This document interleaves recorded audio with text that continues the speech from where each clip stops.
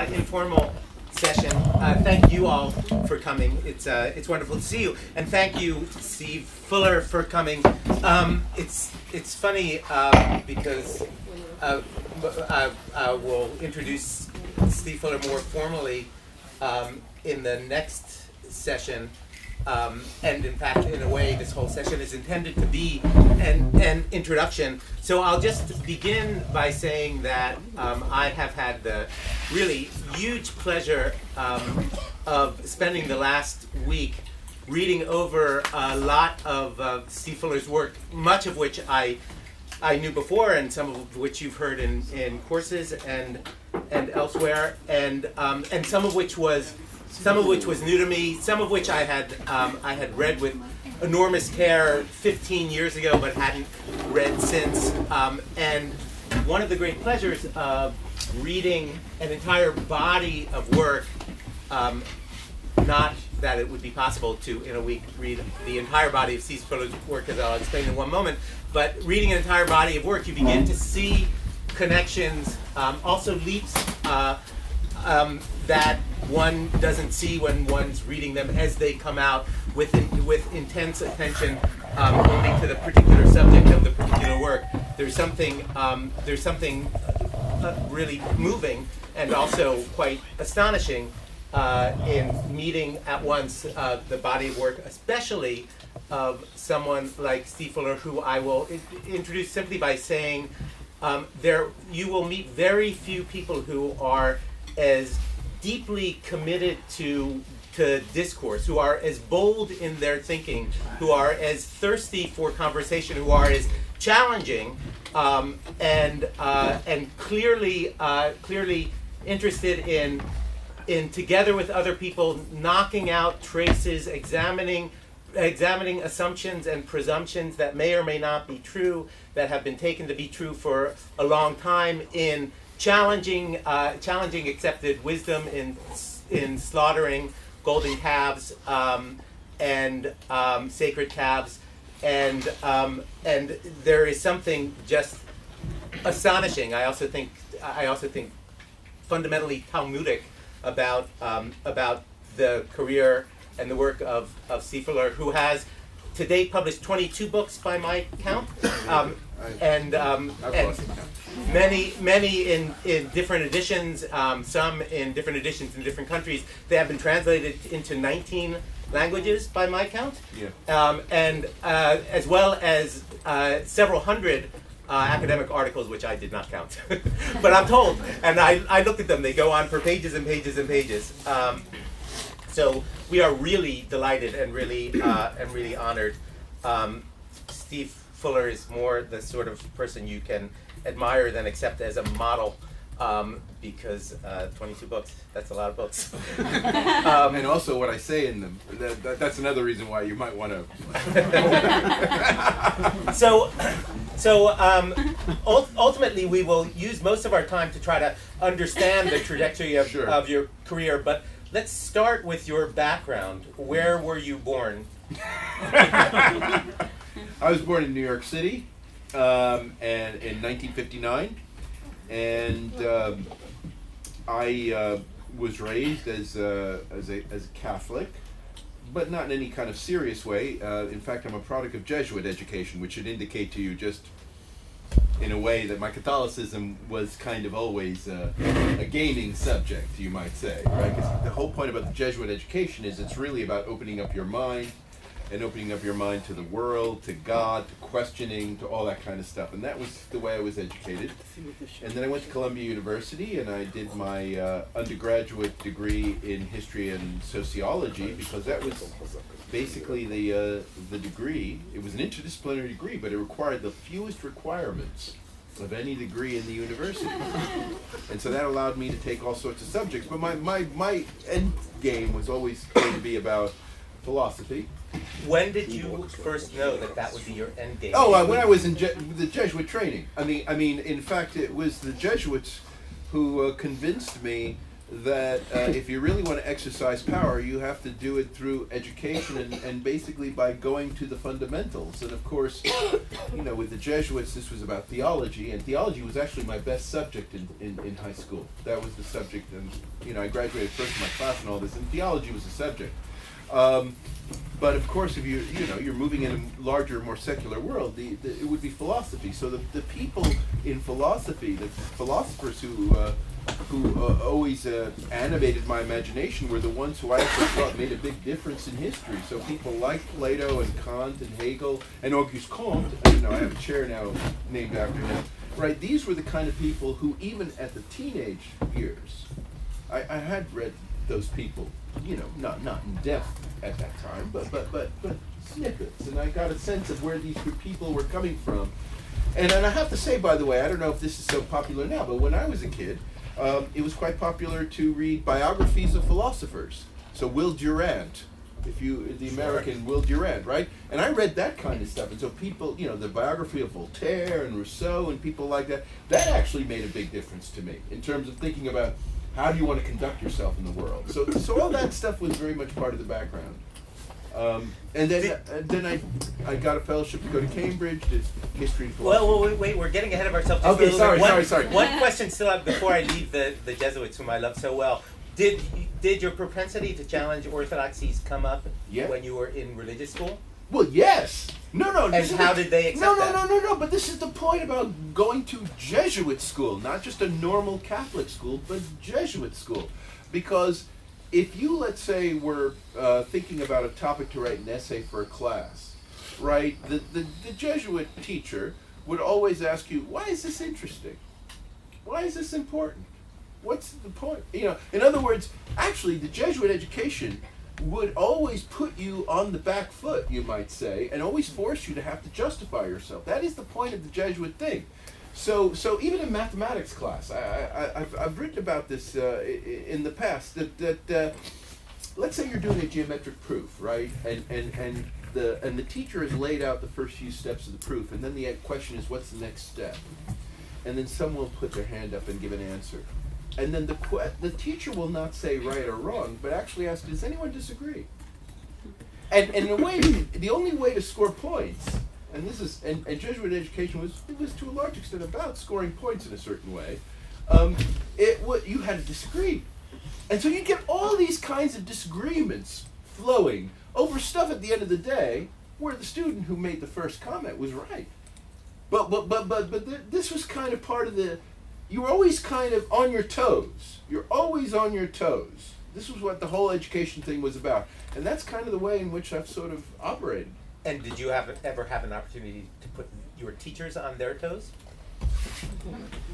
No, to be honest with you, I'll be very frank about this. I actually kept a pretty low profile. I mean, I was very diligent, and I took I took a lot of notes. I still have a lot of these notebooks that I took, both as in school and when I went to university. But I wasn't the kind of person who actually spoke out a lot in class, and not even in graduate school actually. But I took enormous amounts of notes. And one of the things I did do, though, when I was a graduate student, was publish a fair amount. So I would actually, so I went to the University of Pittsburgh for my PhD, which is like, you know, positivism's last stand, right? And the thing is, nevertheless, during that period, I was actually publishing articles about Derrida and deconstruction and stuff like that, to get it out of my system, you might say, but not because I was actually bringing any of this stuff up, you know, to the teachers. Well, it's great that you raised it. I'm very eager to get to Pittsburgh, but before that, I want to... Sorry, I don't get to keep on going ahead of the game. The Cambridge, and before Cambridge, I just wanted to for a moment, go back to Columbia and ask whether there was anyone in philosophy or sociology or anywhere else that had any particular influence upon you as an undergraduate. That sometimes happens to people, but sometimes does not. No, I'm not. No. Let's be clear about this. I certainly was. There was never a teacher or anyone who really inspired him. I mean, I really do think of myself as very much a sort of self-motivated person. However, I do think the environment matters a lot, and this is something you only realize in retrospect because you don't realize the other environments that other people have been exposed to, right? So the idea of the impact of the environment on your way of thinking is something you often only realize in retrospect. So having gone to the Jesuit school, I didn't realize, I thought everyone went to a school kind of like the school I went to, right? And Columbia, the thing about Columbia that was very distinctive was this kind of general education, classics of Western civilization, right? This idea that you only specialize at the end of the second year of a 4-year degree program, and you know, general kind of openness with regard to things to explore, okay? And I didn't realize, actually, until much later, that this is not the thing that other people went through, even when they went through university.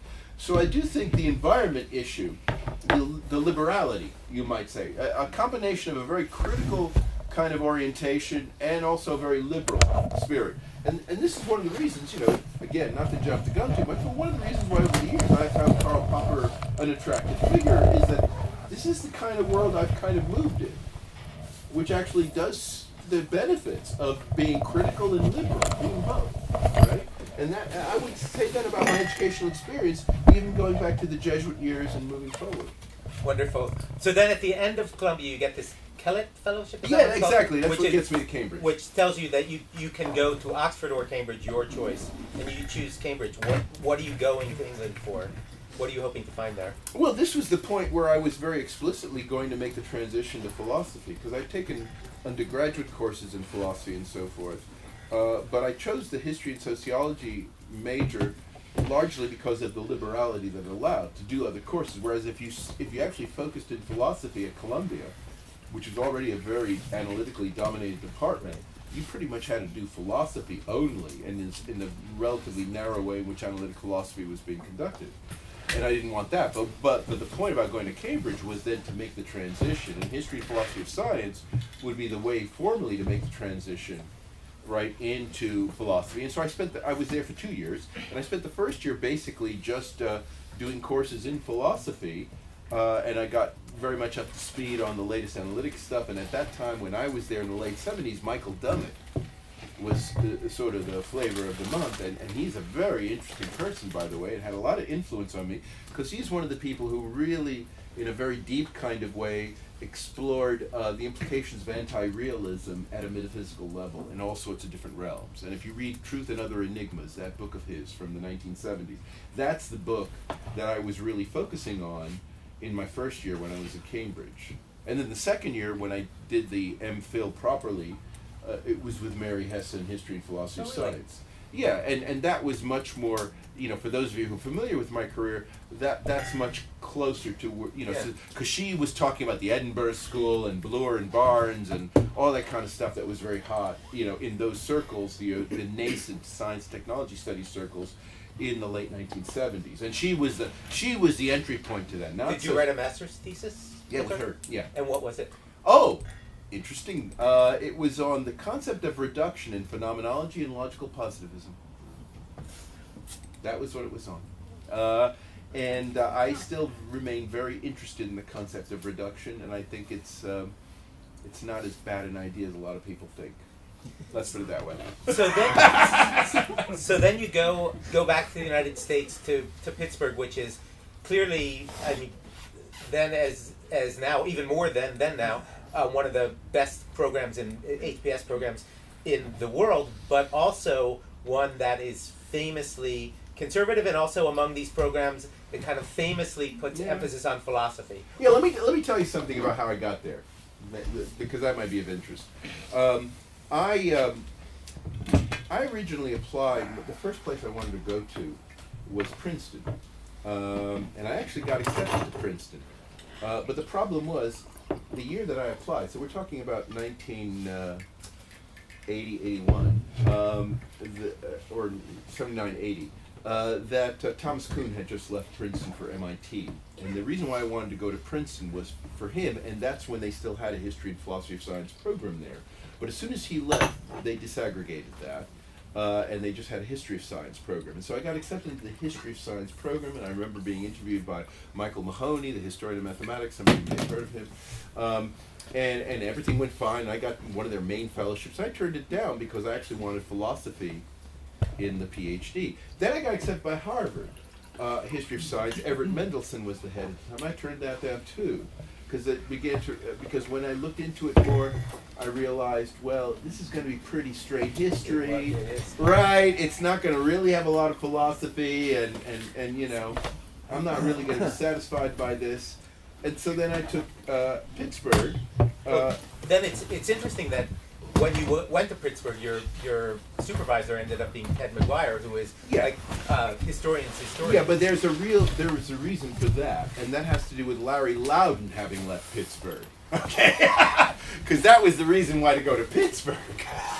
But all these people were leaving at the time, and Loudon went to Virginia Tech, and then several years later, I wasn't quite the replacement for him, but that was the spirit in which I was actually hired down there, was to be a kind of Larry Loudon type of figure. So McGuire basically he was the one who was really, you know, the people who had a kind of really serious history and philosophy of science vision at a time when HPS at Pittsburgh was beginning to disaggregate into the historians of science and the philosophers of science. Right? He was the one who was kind of the deposit point. And he was actually a very good supervisor in a curious kind of way, but he was very good. He was very good, I would say, in retrospect. No, he was very liberal. So in other words, and maybe this is how I am with my PhD students, in the sense that if you're a student of his, you quite don't know where you are, but he's giving you a lot of space. He's giving you a lot of space, but then when the crucial times happen, where you have to actually pass the viva and all, he's there. He's there when it matters, but the rest of the time he's kind of not quite there. But he allows you to space. He doesn't complain about you. He doesn't say you're shit. He doesn't do any of that. No, he's very liberal. And in retrospect, I realized, because at the time when I got the PhD from Pittsburgh, I was kind of, I don't know, was this really supervision?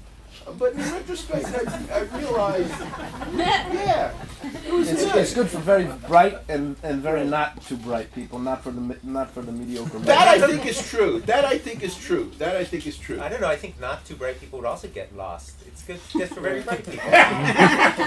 I mean, for people that. But maybe not too bright people don't even know that they're lost. And then you remind them before the Bible. No, but I would say that was what the supervision was like. So the thesis that I wrote, which was on the concept of bounded rationality in science and the law, right, basically kind of a riff on Herbert Simon's work, if you know Herbert Simon, and that was before he became as popular as he is, at least in retrospect now. And that was a very difficult kind of thesis to fit within the normal way in which people were doing those kinds of history, philosophy, science. Yeah, so why did you choose that, and what did you expect to get out of it, and what did you get out of it? Well, because let's put it this way, I was always, in terms of my interest in history and philosophy, science as a field, right, it was always because of the kind of thing that Lakatos perhaps was most attentive to, is this idea that there might be a logic to the history of science. That there might be a logic, right? It's the kind of logic you rationally reconstruct and so forth. And to my view, if you believe that, kind of Hegelian, quasi-Hegelian kind of idea, which I do believe in, I still believe in, then you're going to have to talk about how do you relate the clearly limited understanding that agents at the time who were constructing the history have with regard to the larger historical narrative that will then be used as a kind of legitimating force for people in the future. Okay? And my argument in the thesis was that this kind of thing, which I think scientists in a way think about, people in the legal system are always thinking about judges, right? If you think about a judge, what a judge is doing, a judge is not just making a decision at the moment, given the limited circumstances, but in some sense trying to feed into a larger tradition that will move forward and so forth. And so I was basically comparing the different conceptions of bounded rationality, where you have cognitive limitations in a project which has indefinite scope, right? Where you kind of recognize you're sort of limited, but you're also trying to advance knowledge. So it's not just about, you know, getting it right for now, but rather what's the best way to go forward in the future, right? And that was what, when Herbert Simon talked about bounded rationality in the context of bureaucratic decision making, that was what he meant, right? The fact, what would be colloquially called muddling through, in a sense, right? In the sense that you make these decisions that aren't necessarily the best decision at the time, but they're a decision from which you can learn and you can move forward, and then you can get a kind of overarching continuous narrative from that. And the question is, how does that get generated from the level of you might say the grassroots of science or the grassroots of law into this larger meta-narrative that goes forward? That was what my thesis was about, basically. And so then after that, skipping, but only just a little, it's a little bit of a joke to say you wrote the book on social epistemology. But I did. You literally did write the book on social epistemology, which is not to say that that you were the sole originator of the concept or the term, but you wrote the book that made it famous, and then also you founded the journal. Yes, I did that even before. Yeah, the journal was founded while I was preparing to do my Viva. So in other words, I wrote I had been invited back in 1983 or 84 by Fred Schmidt, who is a kind of analytic epistemologist, social epistemologist, who was actually putting together an issue with Synthèse for the journal Synthèse on what he called social epistemology, and it had a whole list of topics, and he actually invited me as a graduate student to apply to publish an article, and that article became basically the foundation of what became chapters 1 and 2 of the social epistemology book that I published in 1988. And the thing was, I mean, with a lot of stuff in my career, I would say that was a case where opportunity struck, right? In the sense that I saw an opportunity here, and I said, this isn't just a journal issue. This could be a journal. This could be a field. There's a lot more going on here. And that Schmidt is just kind of, there's a deeper issue. There's more here.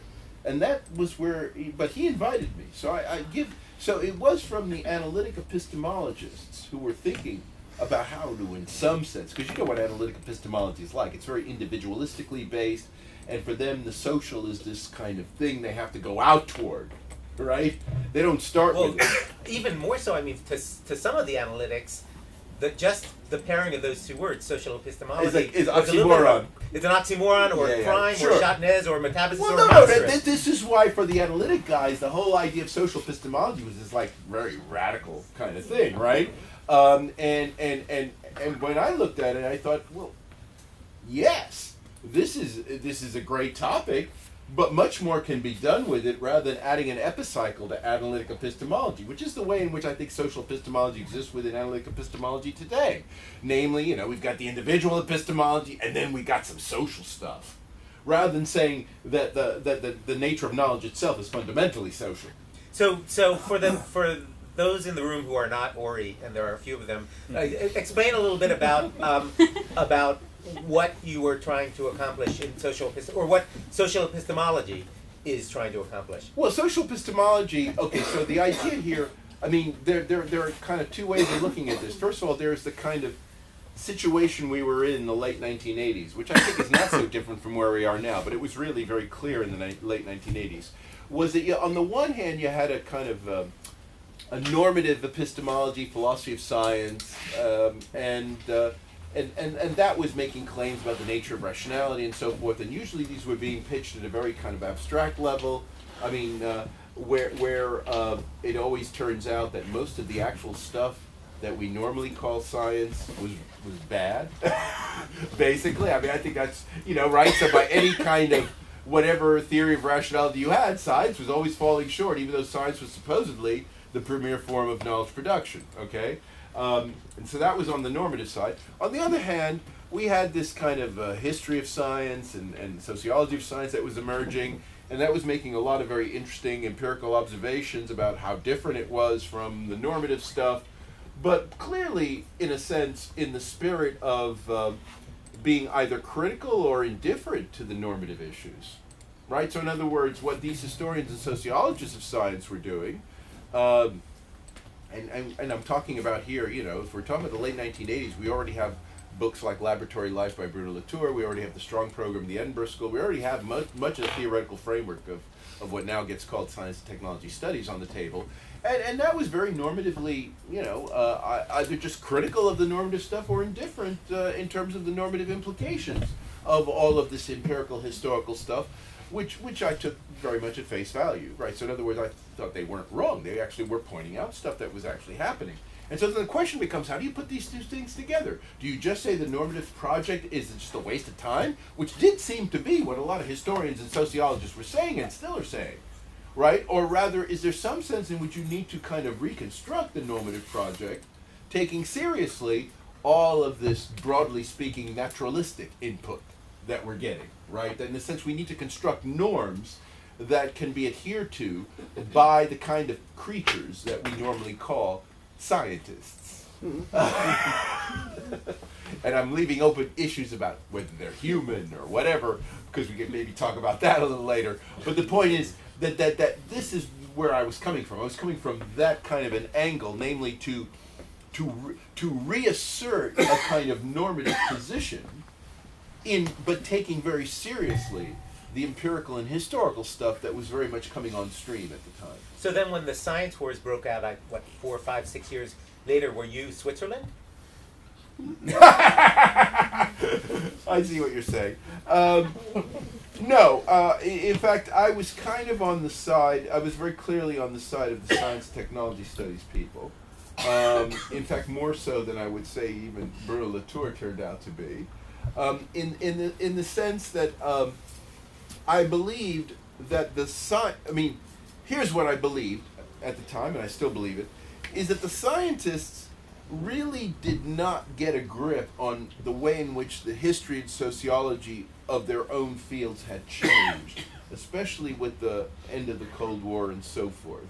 And they were still talking the same old-style legitimatory language that was no longer relevant. Because remember, the science war is in the middle of the 1990s, and we're talking basically about a Cold War, post-Cold War meltdown in science funding, where sciences more than ever actually need to justify themselves from scratch from the standpoint of public support.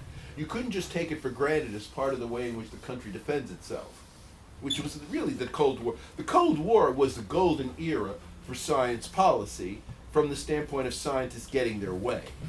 Once that melts down, the scientists have to actually dig a bit deeper. They have to actually try a bit harder to justify why the public ought to be supporting their stuff. And so it's not surprising that in the aftermath of the Cold War, as we've seen, that the public science funding tends to go to stuff that's much more directly relevant to people, like biomedical stuff, rather than the old physics stuff, right? I mean, but the point is, where I was coming from at the time of the science wars was defending science and technology studies' right to actually criticize science, especially science's self-understanding of their situation. This was what we were talking about, and that in a sense, by scientists not quite understanding how scientific knowledge is constructed, they were misrepresenting to the public the way in which they ought to be evaluated. So it became very easy for politicians to shoot these guys down. And the most important case in the United States was the superconductor, supercolliding project, right back in the early 1990s. Steven Weinberg, all these Nobel Prize physicists go in there and say, we need to have this, and Congress cuts it off because they don't see the legitimacy, right, in the terms of scientists representing it. Sorry, can I just intervene for a second? Was it that the scientists didn't quite understand how the scientific process works, or was it that they wanted to present a different picture of it to the public? I mean, they didn't look. I think what the scientists did not understand, it wasn't that they didn't understand how to do lab experiments. they understood better than anyone else. Yeah, but that's not the question. The question is why the public should fund it, okay? And so this is a question of legitimation, right? It's not, it's like saying, yes, plumbers know how to do plumbing, but are we spending $6 billion on these guys? Right, I think the same question was being asked of scientists, right? Sure, scientists have PhDs and they know how to do experiments and read meters and all the other sort of stuff they do and publish articles in their wonderful journals, but why should the public be funding it? Right, I think that was the question they didn't get. They didn't get that. And so when Stephen Weinberg goes before the United States Congress, he starts talking about Thales. He starts talking about the great quest of mankind to understand the nature of matter, blah, blah, blah, and the superconducting super collider is going to be the culmination of this 2,500-year quest. Is that going to, I mean, only in a culture where you could take the legitimacy of science for granted in a very, very strong way would that kind of argument wash. Okay? And the question is, and the issue was that in the post-Cold War period, that kind of argument didn't wash anymore. You needed to give a different kind of argument. I'm not saying you have to go all practical about it, right? I'm not saying you have to do that. But what you can't do is operate on this presumption, oh, physicists, they are the great keepers of the great cultural legacy, and of course you've got to be funding them, right? I mean, so for example, one of the things that happened during this period was the Office of Technology Assessment, which was at the time the U.S. Congress's kind of research body, had hired some science and technology studies people. The major one was Darrell Chubin, and what they came up with was the idea that even among the community of physicists, the superconducting super collider was ranked no more than third in terms of the priorities of the physics community itself. Now you see, that kind of information gets thrown back at guys like Weinberg, and that helps to kill the super collider. Okay? So the point is that the sociology of science was actually being used, as a way of gauging what the physicists themselves thought, and coming up with the conclusion that this was not a high priority topic among, if you treat every physicist 1 equals 1. Which, of course, maybe one wouldn't want to do, right? You just want the Nobel Prize winners to speak for everyone, right? But if you actually do a kind of survey-style thing, then you get a different story. And you see, that kind of information was feeding into the congressional system in a way it hadn't done before. And this is, I think, from a material standpoint, one of the reasons why the science wars actually, meant something, right? Because there was a sense in which science and technology studies was beginning to have kind of an impact, a serious impact on science policy, because for the first time, the scientific community was being represented as a democratic body. And that was controversial. You see, that was what was going on in the 90s, okay? Now, of course, all of the issue kind of resolved itself, you might say. And then, of course, one of the things that happened in the early 2000s, in 2004, was Bruno Latour basically waving the white flag and saying, we were wrong. I think we'll get to that. And certainly in your talk in the next session, I think that we'll also get to that in our discussion of your talk. So taking a half step back and going back up to the meta level, in '89, I believe you published a book called Philosophy of Science and Its Discontents, and then it was published again in '93. What were the discontents of philosophy of science? Well, I mean, what I was really drawing attention to there was the cognitive limitations issue. In other words, the kind of thing that I was pursuing in my PhD, because, in terms of my I haven't published my PhD. There's one chapter of it that appears as a chapter in the social epistemology book, but otherwise I haven't published it. But this issue about the way in which cognitive limitations kind of skews the way in which we think about the nature of science, right? So in other words, I take science very seriously, not as simply about trying to get knowledge about the world as it is. So it's not just like a form of environmental adaptation. I actually take science very seriously in its kind of scientific revolution sense of being, humanity's ability to understand everything, right? The kind of grand unified theory of things. This kind of vision, which that's what I take science to be. And so then there's obviously a kind of disconnect between the finite beings doing it and the infinite nature of the task at hand. And then the question is how you square that, right? And I was very struck during the period I was writing my PhD and also afterwards with this emerging research that was coming from different branches of psychology, experimental psychology, social psychology, Lee Ross and Nisbet, but also Kahneman, Tversky, these guys, all of these people. I was very influenced by that. I saw Tversky speak actually. It was my first international conference. I saw him speak, and very impressed. And that was always there with me. Right now, it's become so fashionable. People get Nobel prizes for it.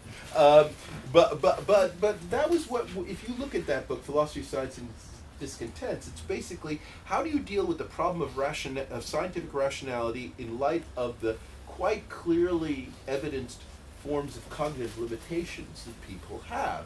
And so one of the questions that I actually begin to raise in that book was whether machines might be better at it, right? So Herbert Simon, toward the end of his career, right, got very much interested in doing artificial intelligence programs, a series of programs called Bacon, right, which were basically scientific discovery programs, and they were very hot topic when I was a graduate student. We discussed them all the time. Remember, I was in Pittsburgh.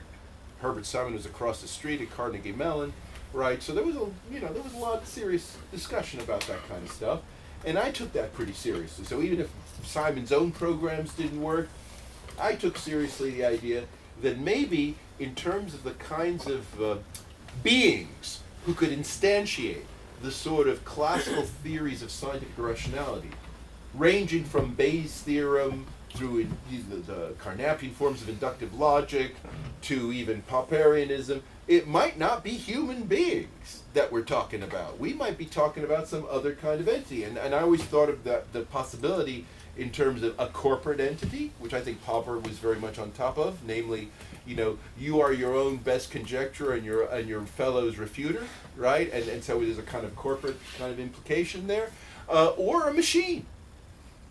And I thought that in fact, when we put forward our theories of scientific rationality and philosophy, we need to be metaphysically open-minded with regard to the modes of instantiation.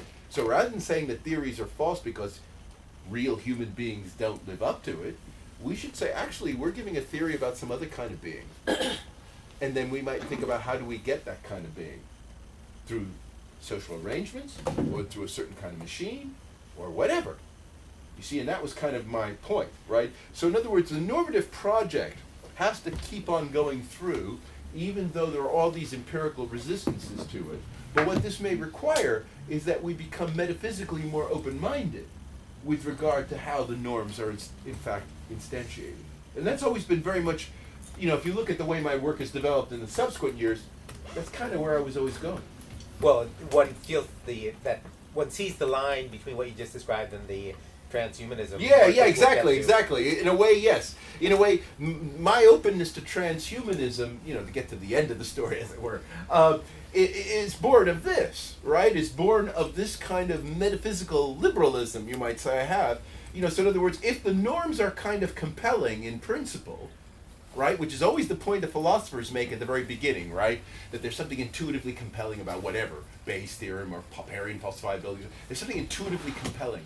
It's a shame that we can't actually do it, right? The point is, well, then let's find a being that can do it, I mean, and this is kind of my mentality, you might say. That's very fascinating. Okay, so in 1993, you first published, it was then later published again, Philosophy, Rhetoric, and the End of Knowledge. Yes. And there's a subtitle. And in fact, rhetoric goes through your entire career like a golden thread. So Yes. Can you say a few words about rhetoric? Yeah, well, wow, where does this begin? I think it begins with my Jesuit education, because one of the things that, again, this is where I only realize this in retrospect, that part of the Jesuit education was that you actually did a lot of performance, okay? So you did a lot of reciting of poetry, playing, getting engaged in dramatic performances, plays, making speeches, and you'd be judged on them, and you'd be taught, and when you're being corrected, you'd be taught various kinds of things about what works, what doesn't work, and so forth. And so already at that level, I was already being taught a certain kind of rhetorical way of thinking about how one transacts ideas. And actually, this was one of the things that early on led me to be very interested, especially in, I've read a lot of literature, but especially in plays, and performance and drama and things like that. And so that was always there. And then I actually did take some courses when I was a graduate student at Pittsburgh, because Pittsburgh has a very strong rhetoric department as well as history, philosophy, science. In fact, the rhetoric department, as I recall, was located one floor either below or above where history and philosophy, I forget which but it was only a floor difference. I took courses there, I have made a lot of friends there and so forth. And so I actually did do a lot of formal studying of rhetoric as well. And I've always thought that philosophers, you know, this goes back to Plato, right, have a kind of blind spot with regard to rhetoric, a kind of taboo, I would say. Taboo is maybe the better word, actually, where one doesn't want to actually introduce these rhetorical issues as part of the philosophical discussion, right, that there's something external. And I think this is one of the things that I think has blindsided a lot of philosophically minded people, especially in this kind of post-truth world we're in, which I'll talk about in the next talk. But I do think if one is open to rhetoric from the get-go, then the post-truth thing isn't surprising at all. It's very understandable. But the problem is that within the history of Western philosophy, we have made a kind of, there's a segregated moment, right, where Plato coins the word rhetoric in a negative light to refer to all the people who are against Socrates. And that was, in a way, the fatal move, right? But the point is, I don't recognize that. I actually believe rhetoric is very much part of, it's part of philosophy. It needs to be integrated and all the rest of it. It's interesting because in science there seems to be an entire theater of anti-rhetoric. I mean, scientists, although if you go to conferences, scientist presentations are, of course, filled with persuasive rhetoric of various sorts, but they're deeply committed to presenting themselves as though they are transparent. I know, and you know, people like Steve Chafin have written about this kind of virtual witnessing, and like, you know, you could be there and you'd see the same thing kind of stuff. Yeah, and I to be honest with you, I think a lot of this, I mean, you can kind of see where it's coming from, in the sense that I think the anti-rhetoric is a way of trying to present a certain kind of objectivity, you know, where in a sense you don't actually need to persuade anyone, but rather you just need to reveal the facts as they are. But I think this is an example. Not, though, you know, as you may know, I do think that in some sense science is trying to get to a kind of godlike position in the world. But I think this is one context where the idea of trying to get a godlike position doesn't work. Namely, the idea of somehow thinking you can present things in this very, you know, observer neutral, independent way where anyone would see the same thing if they were in the same position, kind of thing. I think that doesn't work, but I think it had worked for a long time. I just don't think it works any longer, and I think part of it has to do with the fact that nowadays, first of all, more and more people are studying science than ever before, coming from many different backgrounds. So there are more and more people who actually have an inside understanding of what science is about. And also the fact that there is a greater, you know, there are fields like science and technology studies which kind of reveal what science is about in a more public, general way. So even if you don't study science yourself, you nevertheless do start to get a sense that this is not this kind of God's eye view of the world, right? I mean, and so I do think that whole anti-rhetoric has been radically demystified, and that's been welcome. I would welcome it, and I see it as part of, you might say, democratization. So at the beginning of the millennium, you wrote a book for the Open University called The Governance of Science, Ideology and the Future of the Open Society. It seems to be another turn. What interested you there, and what were you trying to accomplish with that? Well, I mean, I think that in a way this was a kind of a culmination of at least for me, of the kind of science wars issues, because there was an issue on the table in the late 1990s about how do you govern science, and what does it mean to have democratic governance of science. And my view, which I still hold, is that in a sense, if science So let's start with the assumption that science is universal knowledge that is valid all time, all places, for all people. Let's start with that gold standard notion of science. Then at the very least what you'd want is that all the people who would be governed by science be somehow represented in the construction of scientific knowledge. So that's kind of the beginning point for me on that, in that book. And this is and the thing that led me to write that book was an article that I had published, a kind of an opinion piece in Nature, I believe. It was either Science or Nature. I think it may have been Nature, which was about the two different proposals for the National Science Foundation at the end of the Second World War in the United States. The proposal that won, as we're familiar with, is one that's very much governed by the peer review processes of the self-recognized disciplines, where the people who are the most important people in the sciences, as they're usually understood in the academic context, are the ones who, in fact, dictating what the policy issues are at the government level. Whereas the other proposal, which was put forward by the Senator of Western Virginia during the New Deal, Harley Kilgore, was about actually having a kind of thinking of the National Science Foundation as an extension of the New Deal, where what science would do would be to enfranchise all kinds of disenfranchised people. So in other words, if you were getting a PhD at MIT or something and you wanted to get government funding for it, you'd have to then do some work in Alabama or some backward part of the country, as part of a redistribution policy. And there would be something like affirmative action and so forth, operating affirmative action at a regional level, not in the kind of way we have thought about it since the 70s and 80s, but rather in this kind of regional redistribution issue. And that what science would do would be in a way to boost national productivity. That was kind of the New Deal idea. And I was pointing out that original idea actually would have been truer to the idea of a kind of democratized science. And it would have obviously led to different trajectories and how one measures progress and what does progress mean and all this kind of stuff. And one of the things that I didn't talk about at the time, but has become much more prominent in later thinking of mine, was this thing. I didn't know it at the time. I don't think the book had even been published. Well, no, it had just been published, but I hadn't read it. It's called Pasteur's Quadrant. I don't know if any of you have heard of this book, Pasteur's Quadrant. Have you heard of this phrase? Okay, Pasteur's Quadrant. It's Louis Pasteur, right? And this is a book that was published in 1997. It was written by Donald Stokes, who was a program officer at the National Science Foundation at the time. It's published by the Brookings Institution in Washington. And what he was arguing was for this idea of use-inspired basic research.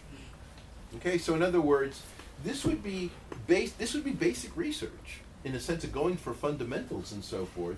But the kind of fundamentals you'd be looking at would be the ones where you could see some long-term payoff to human beings, right? And so Louis Pasteur's research would be of this kind, I think in a pretty obvious way, right? Because the way in which he actually solved a lot of these problems, with regard to the silk industry and brewery and wines and all the rest of it, was by actually understanding very fundamental kind of things with regard to microbes, right? And so this is use-inspired basic research. And I think this is the kind of thing that I was, in a way, trying to get at, and I thought that this would be a very kind of but this would then change the way in which we think about the history of science and what counts as progress and everything. Because most of our models of progress in the history and philosophy of science are discipline-driven fundamentally, aren't they? Right? I mean, so even if we're talking about the debates surrounding Thomas Kuhn and so forth, right, where Thomas Kuhn is not seen as having exactly a progressive view, nevertheless, the objects that are moving forward in history are disciplines, more or less. Right? And that's kind of the narrative agents of the history of science. And my point was, well, why do we have to think about it that way? Well, because they're disciplines as proxies, really. But they're not. I mean, the problem is you say they're proxies, but they actually become very substantial in the way of talking about what counts as progress or not, right? It becomes very important for even Louis Pasteur being included in the history of science, and he gets grandfathered in after the fact as being what, the founder of microbiology, I don't know what, but the point is that you need the academics have to kind of catch up to figure out a field in which they can make this guy the founder, right, in order to legitimate him properly. That's basically what happened in terms of Pasteur being brought in to the history of science, right? And he is notably absent, of course, from any of those kinds of discussions that were very popular in the 60s and 70s, Kuhn, Lakatos, right, Popper, all these guys talking about what counts as progress and not progress. You're not going to you don't hear anyone talk about Pasteur, right? And you see, it's that kind of thing that in a way that I was getting at with the governance of science. There's a sense in which we can accept that science is the premier form of knowledge production, most legitimate form of knowledge. We can accept the normative stuff about science, but there's still, again, a kind of, you might say, again, a metaphysical, ontological question about what are the vehicles by which this progress is actually being conveyed, and whether something like an academic discipline in its normal, peer-review, governed, school-like way of doing things, which Kuhn very well outlined in his book, The Structure of Scientific Revolutions, whether that's really the object, right? Or whether the reason why that object seems so compelling is because of our own academic prejudice. Again, going back to the issue of bias and cognitive limitations, right? We as academics, right, when we see science as progressive, right, our bias will be to say, well, it has to do with something that I myself have been involved in and participated in, and so it must be part of the scholastic system, right? I mean, and I think that's kind of what, in a way, has kind of configured the way in which we've understood the normative project. The normative project itself is not a problem. It's rather, what are the objects to which it attaches? And again, the Governance of Science book was trying to... Yeah, but there is some overlap. There is some overlap between the progression of the academic disciplines and what the knowledge produced in the discipline can actually do in the world. Right? If we fast forward a little bit in terms of my career, at least, one of the things that I've become interested, so I'm interested in interdisciplinarity, okay? One of the ways in which interdisciplinarity has showed itself as a progressive force has been through the impact of both military and industrial concerns on the knowledge production process. And by industrial, I mean philanthropic also, foundations, things like that.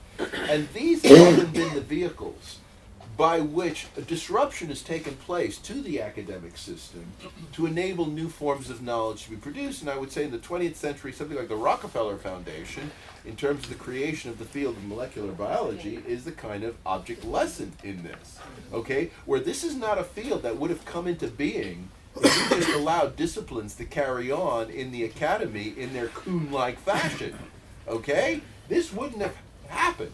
Rather, what you get is a disruption from the system, a financial disruption, which then rearranges people's priorities, and you invent new institutes, and you do new things, and then eventually these things feed back into the academic system, of course. So where the academic system matters is in terms of reproducing the new knowledge, right? You need the disciplines to actually make sure that this knowledge that is being, generated from outside concerns actually gets into the public domain. That's where you need the academic disciplines, is to ensure that. So that molecular biology just doesn't become the preserve of the Rockefeller Foundation, but in fact becomes a subject that is teachable across universities in many different countries across the world, and it gets a life of its own. It's not just the preserve of the people who fund it. But the point is, the external funders are the ones who in fact generate, they are the creative disruptors of the knowledge system, right? And it's usually in an interdisciplinary vein, right? Where somebody like, in the case of the Rockefeller Foundation, Warren Weaver, right, sees there are things happening in these fields, and what we need is to actually get these people who are stuck teaching a lot of mindless courses every day into an institute to combine their intelligences, and then we'll get great things. This seems to me, so this is not trivial. right? This is not a trivial point about the way in which knowledge progresses. And it needs to be registered much more explicitly and much more at the epistemological level, frankly, than it has been, where it's just still treated as external, right? We got this kind of internal, external bullshit still going on, right? In the way we think about history and philosophy of science, where you know, the Rockefeller Foundation is external. No, sorry, Warren Weaver, trained mathematician, thinking what was external was he was outside the academy, and so he had some breathing room to think. Okay, that was what was external about him. Okay, it wasn't that he was external in the sense that he was trying to figure out how the Rockefeller people can make more money or something. That wasn't what he was thinking about. It was that he had this kind of external space to operate in. And then to invite all these people to participate in these projects that eventually led to the discovery of the double helix of DNA and all the rest of it. Excuse me, no. Yeah. I just want to go forward a little bit. There are things that I definitely want to cover, and I also Okay. want to have a chance to Okay. open it up. You've mentioned Kuhn twice, and I'll just throw out, but not hesitate on the fact that around this time, in the first half of the first decade of the millennium, you wrote two very fascinating books about Kuhn, or one about Kuhn and one about Kuhn and Popper, which are challenging and very, very interesting to read. And but what I want to get to is now is 2004, the Kitzmiller versus 2005. Well, the trial began in 2004, and the Yeah, but I verdict got was involved given in 2005. I right? got involved in 2005. So I was, I at the time was on my first sabbatical at the Institute for Advanced Study in Princeton, sitting every day for lunch with the physicists, and you are not anyone's favorite person there. You'll be shocked to learn. Probably still never been, actually. Never been. The Kitzmiller versus Dover case was when the Dover, Delaware school system... Dover, Pennsylvania. Dover, Pennsylvania school system decided that intelligent design would be taught in science. Actually, that's not the correct way. The issue was about requiring teachers to read a statement saying that there existed such a thing as intelligent design, and that books were available in the school library for students to consult. They were not required to teach it. And of the books, the most famous one is a textbook called "Of Pandas and People," if I'm not mistaken. That's correct. Which was written partly with the funding of the Discovery Institute, and it was a textbook about many things, including about biology, about ethology, about many things, including the origin of life, where it presented intelligent design. And so a group of parents, I believe, sued the school board, the local school board, and you were brought as a witness for the defense, which is to say, for the school board to defend their choice to have this statement read. And well, yes, and I gotta say, again, I know people think I was crazy, but I knew exactly what I was doing. In the sense that should students be told that this theory exists and that there are books in the library, Yes. why not? Why not? well, That was and that was what, I just want to give you a sense of what actually was under discussion, okay?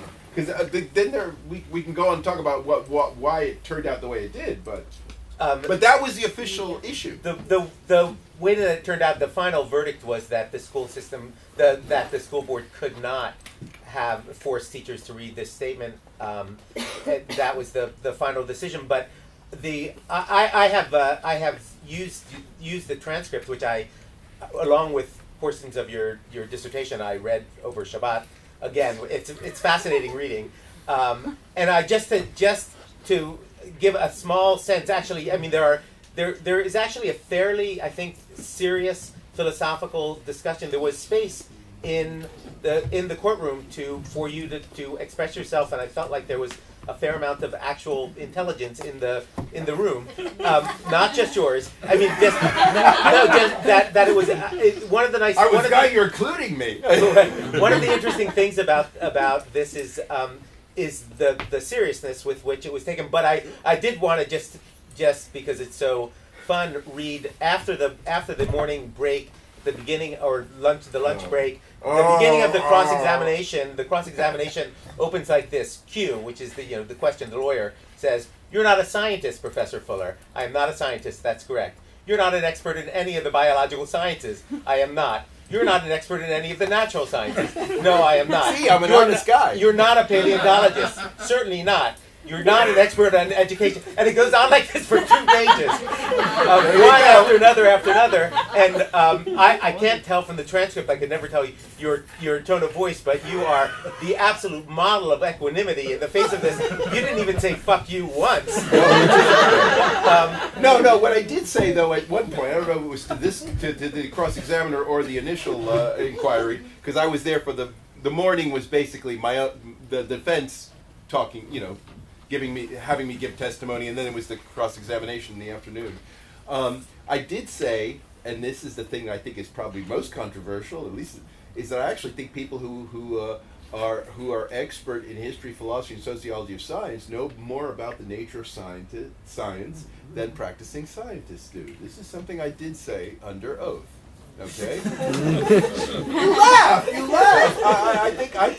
I mean, no. This is what I believe, right? I mean, and this is what I said, and obviously, it didn't necessarily go down well, but this was the truth, and these were the terms under which I participated as a quote expert witness, right? Because this was the context, because let me give you, I had not read the Pandas and I heard of the book, but I hadn't read it. And in fact, I was instructed by my lawyer, the defense team, not to read any of the literature coming out of...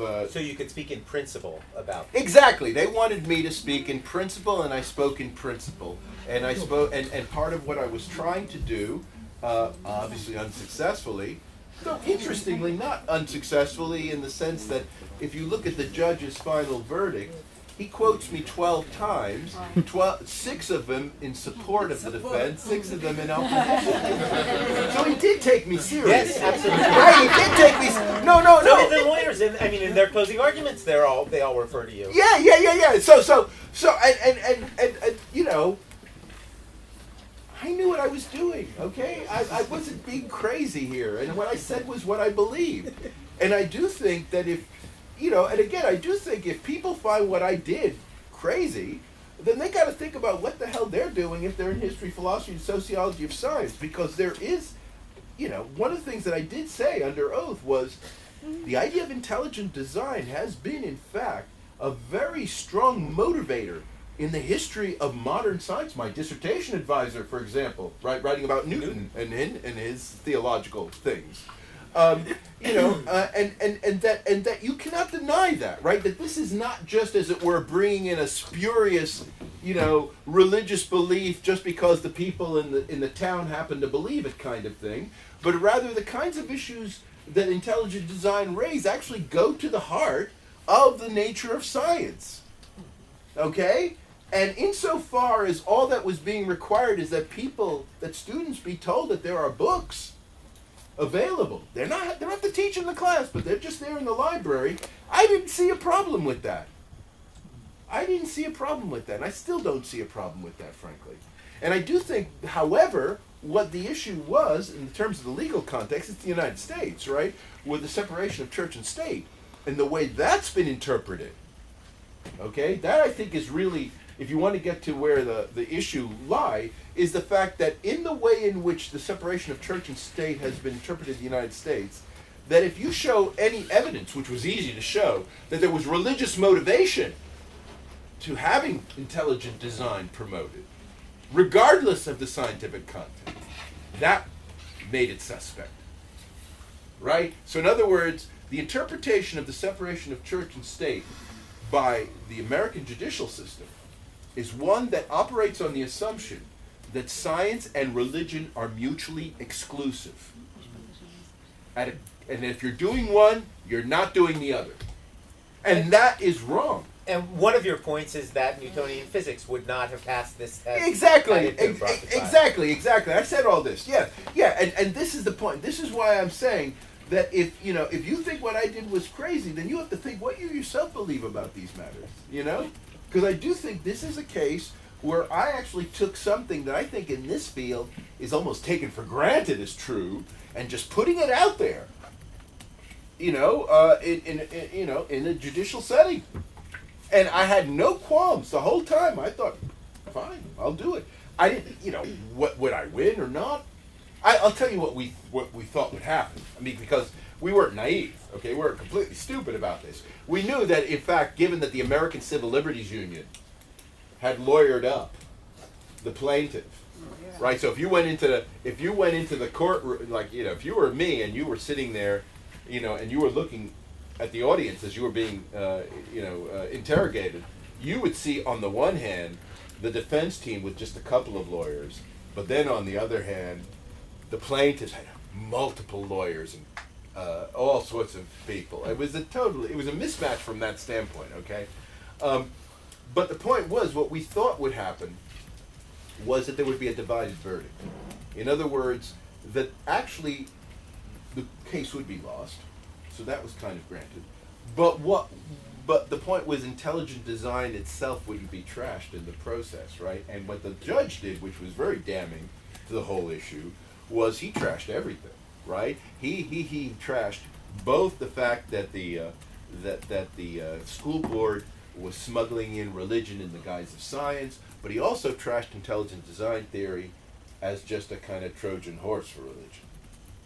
And that was the most damning part. And by the way, that was one of the things that didn't help. And again, those of you who don't know about the case in a very deep way don't realize it. The Discovery Institute pulled out in the last minute from support of the case. Sorry?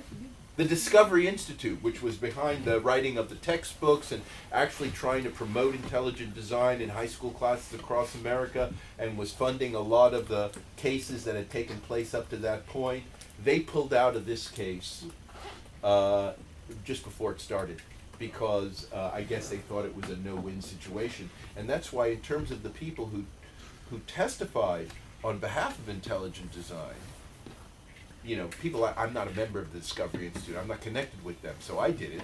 And the only one who was from there who did do it was Michael Lee, right? And he got torn to shreds, basically, in cross-examination. But those were the only people who were supporting intelligent design openly in that trial, okay? So the people who were actually fronting the whole thing pulled out. They pulled out. So that didn't look good, obviously. And it's interesting, because I knew this, okay? Again, people say, didn't you know? Yes, I knew this, but I wasn't there. In a way, for me, it was more about making a statement than winning the case, because I think everyone kind of knew we would lose in some way. We'd either lose in the immediate sense, or we'd lose in a sort of deeper way. But it was about making a point. And I'll tell you this also openly, is that because I live in the United Kingdom and have lived for a long time there, I didn't feel kind of the pressure I think I would have felt if I were in the United States and put in this position. Because obviously, if I were in an American university and I'd done something like this, you can imagine the uproar about it. Even in the case of being in the UK, before I even had arrived back in the UK after testifying, it was already page 3 story in The Guardian. Okay? But you can take the heat if you don't actually live in the country, right? And so these are, and this I think goes to a certain point about my modus operandi, because look, I'm a tenured professor, and there's a kind of freedom that you have. You can do things and say things that other people can't do and say, and for me that actually imposes a certain kind of obligation actually to do those and say those things. Whereas people who are in a much more vulnerable position can't do it. In fact, this is why, in terms, we might get on to my issues about the academy today, but one of the things is that you can easily see, I can easily appreciate the frustration of younger people looking at older people who have tenured jobs and are doing fuck all with it, right, other than just sort of feathering their own nests, right, and aren't actually taking the kinds of risks that their position actually allows them to take with impunity if they wanted to, right? The whole point of having tenure was to be able to pursue free inquiry wherever it might go, right? Including where you get the brickbats and all the rest of it. And that's always the way I've thought about my own career. That is the privilege of tenure, okay? And the problem is it is underutilized. And insofar as it is underutilized by the older generation, it will disappear. People will not see a point to it. They will just say, you can see, I can understand the younger people saying, why are we giving all these tenured jobs to all these old people? They're doing nothing. And there's a sense in which that's correct, okay? And so this is why if you actually do have the privilege of tenure in the academy, you have an obligation to push the boundaries forward. Really, and that should be the only reason why tenure is protected, frankly. That's the only reason why it should be protected. I think at this wonderful point, I'm going to open this up, but I just want to say, for discussion, for questions, I just want to say beforehand, you will hear in the second presentation the most current terminus point of Professor Fuller's work about truth and post-truth, but before that, there is some very crucial and very fascinating work on transhumanism, which would have been the next step in this discussion, but we will pass on it right now. That you can ask in the questions, and that work is of course freely available in the library. Well, the Guard someone, library. I don't know who it was, but there was someone who's been emailing me about cosmism. You. Yeah. So you've got a lot. Yeah. There's a lot of interest in this room. That's our 3 a.m. session. Yeah. But let's, so that people can ask questions. And you're talking about the use of science, yeah, and bringing science out of the academy into the use. Isn't science too much industrialized nowadays? No, but see, there are two issues here. This is why I think the term use-inspired basic research is an important one that I mentioned earlier with regard to the Pasteur's quadrant. Because I'm as much a defender of basic research as anyone else is. But I think one of the things that we have to recognize as members of the academy is that there is this kind of path dependency problem, right, of disciplines that just end up reproducing themselves and go, and once they've discovered something that they hit upon like a paradigm, they just stick with it until it self-destructs. And it's very difficult to get them out of that path, okay? And this is where, in fact, the military-industrial side of things has actually had an enormous impact, is basically disrupting that process. That's the sense that I'm talking about, that I'm supporting. It's a way of getting basic research on track as a countervalence to the kind of discipline-driven view of science, right? That's what we're talking about, you know. So Karl Popper, when he's objecting to Kuhn, he basically thinks there needs to be that we always need to be in permanent revolution mode with regard to science, right? That every scientist should create a theory for purposes of falsifying it, basically. This seems to be what his view was. And that's a great idea, that's a great idea in principle, right? But the point is, historically, that's not how it happens, right? You can't make careers off this and all the rest of it. And so what instead happens is something a bit closer to what Kuhn is talking about.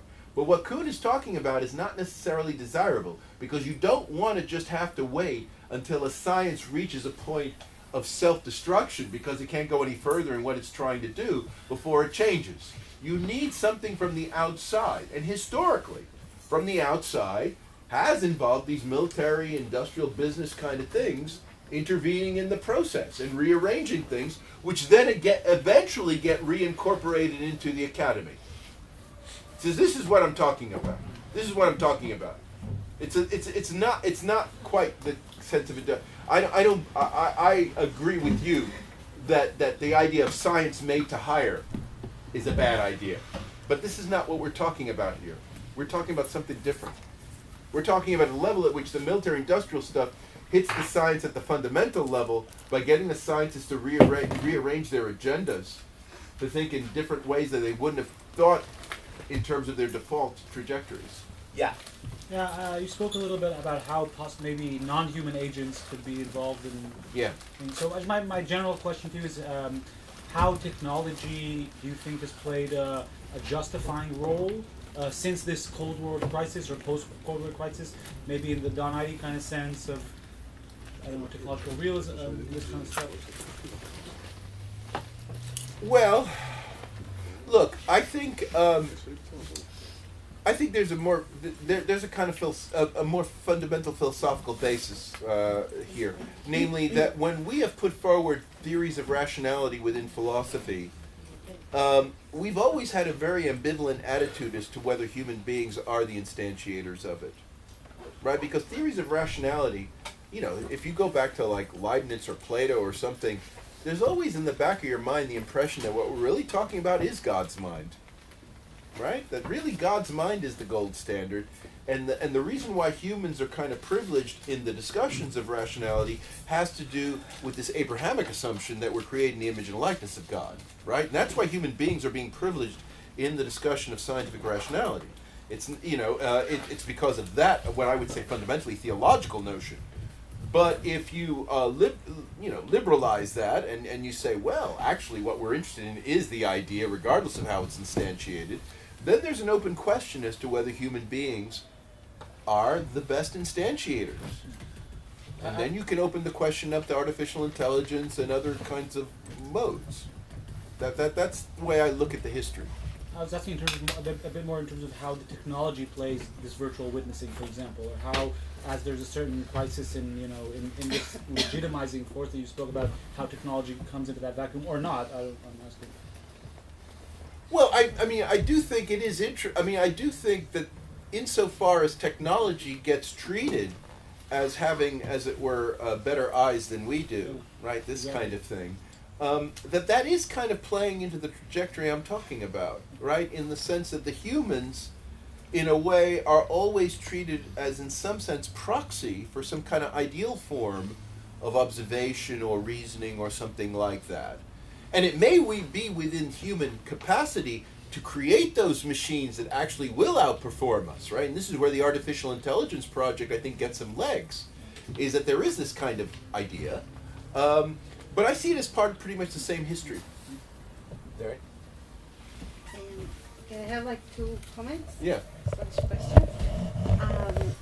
First, I feel kind of awkward to say it, but I'm concerned about it.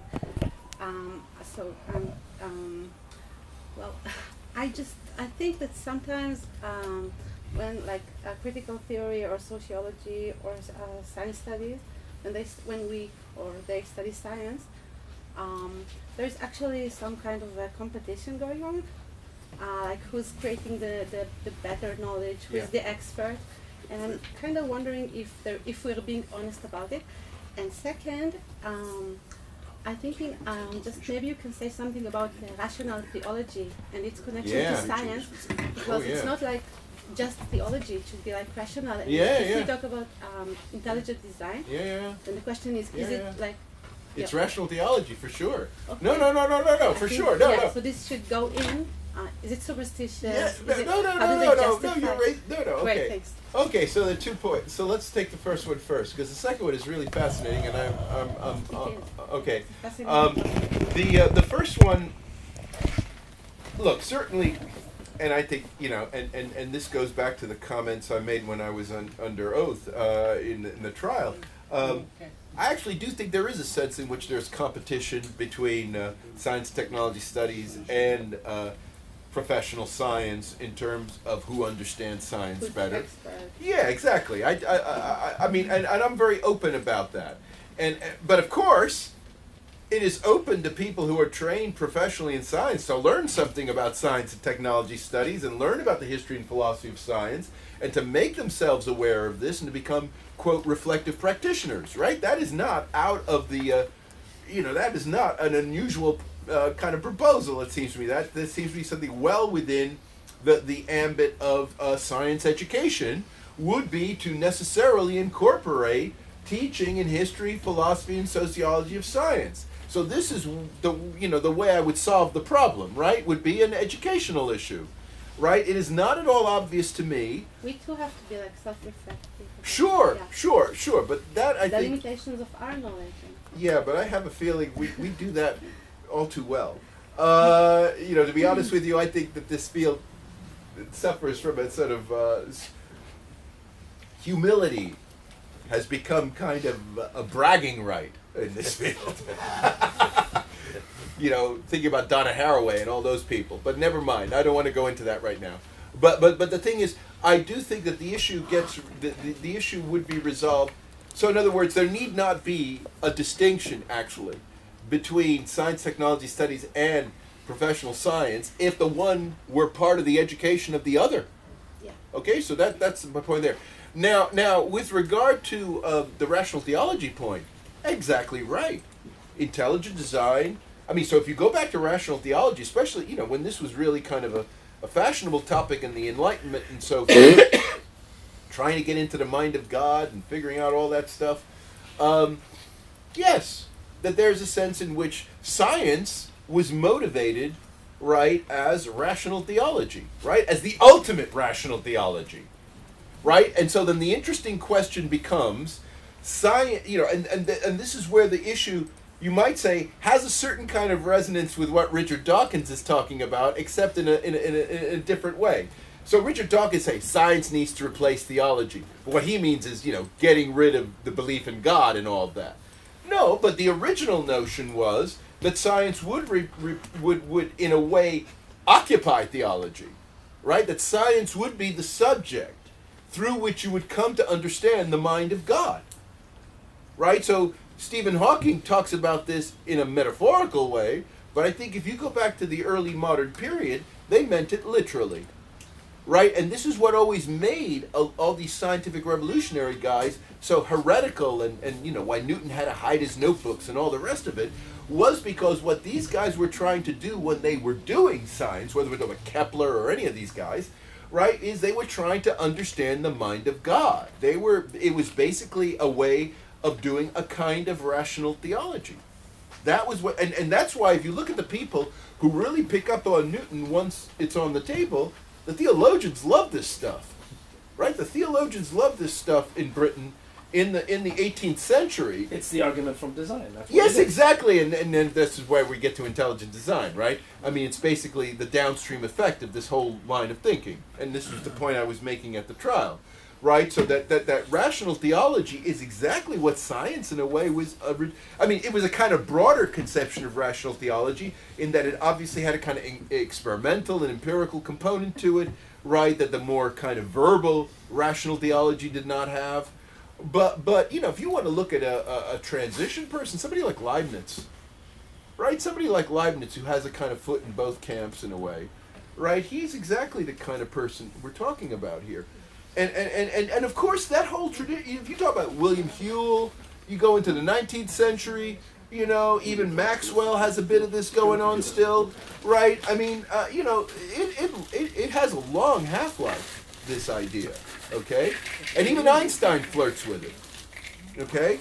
And I think that is actually the way to think about science in a culturally coherent way, is as a kind of high-tech, enhanced version of rational theology. But you had secular narratives of science also.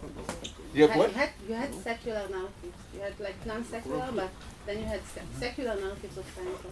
Sure, but the thing is, the extent to which the secular analyses of science hold up on their own, right? Because the thing about science is this idea, I mean, where do we get this? I mean, because there's one thing to say, okay, science is about empirical observation of the world, blah, blah, blah, and it's all done according to evidence and experiment and all the rest of it. But where do we get the idea that science could aspire to having a grand unified theory of everything? Okay? This is the point, right? Insofar as we adhere to this big grand notion of science that actually launched the scientific revolution and gave humans this, at least Western humans, this kind of ambitious self-understanding that they would then explore for the next several centuries, that is theological, it seems to me. That is not something that just comes from having better evidence or doing better experiments or something like that. That comes from a general kind of framework change, right? Whereas, you know, and this is where the Protestant Reformation plays a very important role in terms of people taking their own religion into their own hands, and when they hear that they're creating the image and likeness of God, they mean it's them, that they can do it, It's not just something a few priests can talk about, but it's something they themselves can enact and perform. And that's where people like Newton are coming from. Okay? And that is the vision of science. It's like a new theory. What? Yeah. You know, and over time what happens, I see secularization as just basically forgetting or getting rid of a lot of this kind of theological origin, and part of it has to do with the replacement of God with the human, right? So humanism becomes the new theism, right? This is Feuerbach, for example, right, in the 19th century. But that only gets you so far, right? As we know from Nietzsche and all these other people who become very critical of that kind of mentality. And then you start to get the various crises of legitimacy in science that we've seen across the 20th century, typically following world wars, right? But that's kind of where I see the history. That's how I kind of see the history. It's still very much rooted in a kind of rational theology. Okay, I think we're going to have to take a break to at least to let Professor Fuller regather his forces, though you should feel free to accost him during this break, so he will regather quickly. And then in 29 minutes we'll reconvene here. Okay. All right.